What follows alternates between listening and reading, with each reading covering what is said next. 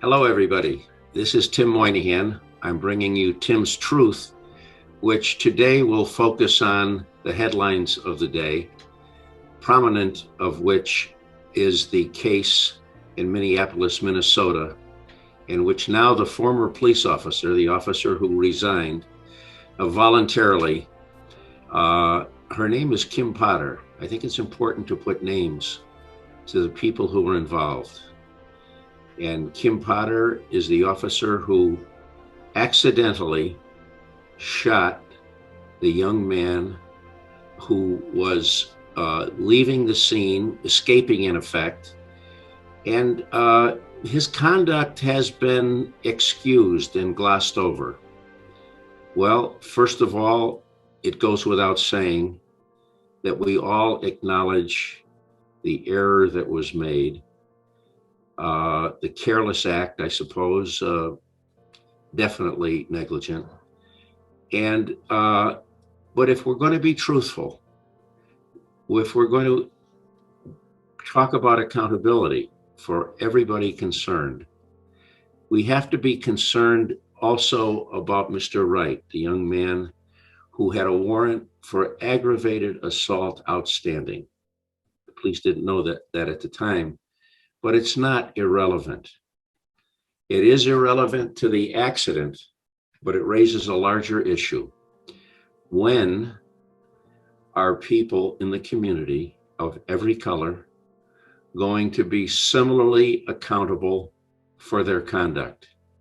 When a warrant is outstanding for them of a serious crime in which they're accused of pulling a gun and robbing a woman of $800, when are they going to show up in court, face the music, accept responsibility, in a word, be accountable? Now, accountability is going to be an important theme, but I want to talk about those who have spoken out that I would consider not accountable, but we must hold them accountable. More so than the community people, the people in the community, certainly the heartbroken family deserves all of our sympathy, all of our support. But the people have spoken out, foremost among whom is the Democrat Representative Rashid Tlaib.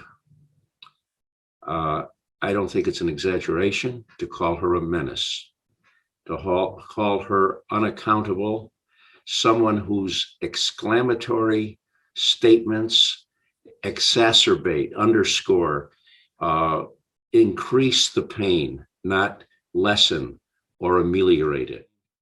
Ben Crump. I should know that name. He's become famous. He's become a household word, and he represents his clients vigorously.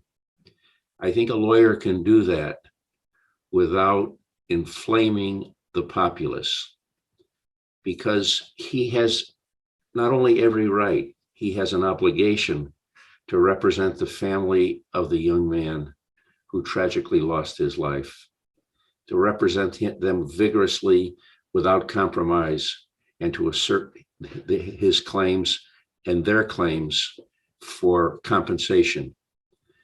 But when he gets on national television, and he has that forum, as does the representative have that forum, and that's a point I'm going to make today, the unvarnished truth about who is given the forum, who is given the loudspeaker and the megaphone to speak across the nation and influence hearts and minds.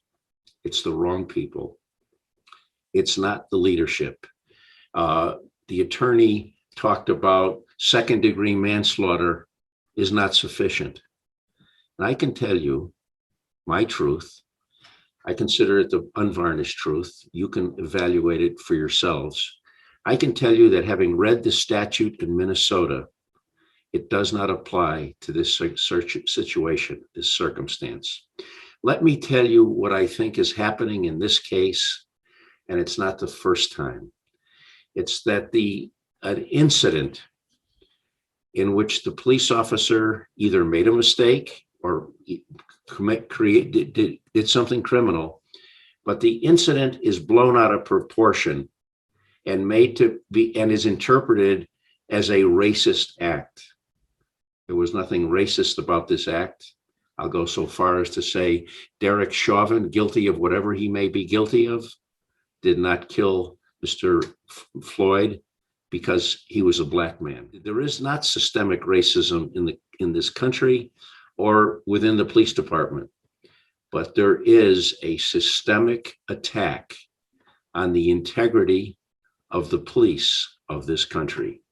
That's what's systemic. And the people who are most vociferous, who deny any mutual accountability, are the ones that are given a platform. And it's them that we must oppose and take on head on.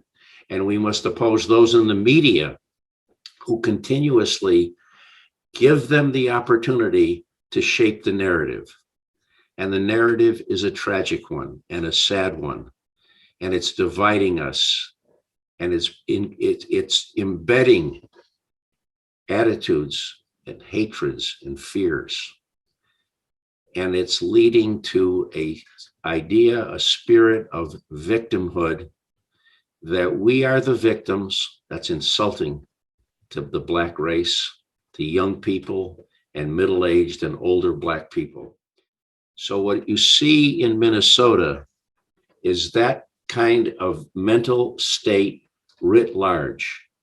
The sacrifice that is being offered up to those who would riot and destroy, engage in lawless conduct, tear buildings down and burn neighborhoods. There is a sacrifice. It's not a bird, it's not a lamb, it's not some animal, but in this case, it's a human being. It's that ex-police officer who's offered up saying, please accept this compensation, this appeasement. Don't riot, don't loot, don't terrify us. It's exactly the wrong message. And I'm encouraging you with Tim's truth to frame your mind and an attitude to another extent and think about drawing a line, not giving in, not wavering in your allegiance to the principles of law and order, of individual dignity. Individual dignity also includes the police officer in this case, and the principles of presumption of innocence and due process. So that's one thing. Now, let me ask you to imagine, what if America had an abundance of enlightened Black leaders? Well, what do you know?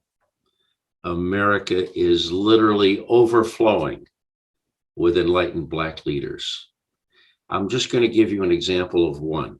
Robert Woodson, civil rights leader, now in his 80s and still going strong, an advocate for independence, for pride in race, for education, for police, rational policing, law and order in our neighborhoods. And he's got a foundation. And I recommend that you look it up, the Robert Woodson Foundation. And more recently, he started an organization called 1776 United, in which he teaches the principles of responsible citizenship, of education, of learning our history, of being accountable. Now, why, oh, why? I would say what we ought to be doing is arguing for equal time for when Ben Crump, the attorney for the young dead man, when he gets up to speak, he should be given the right to speak. He ought to be given the right to say anything he wants, however wrongheaded or it may be.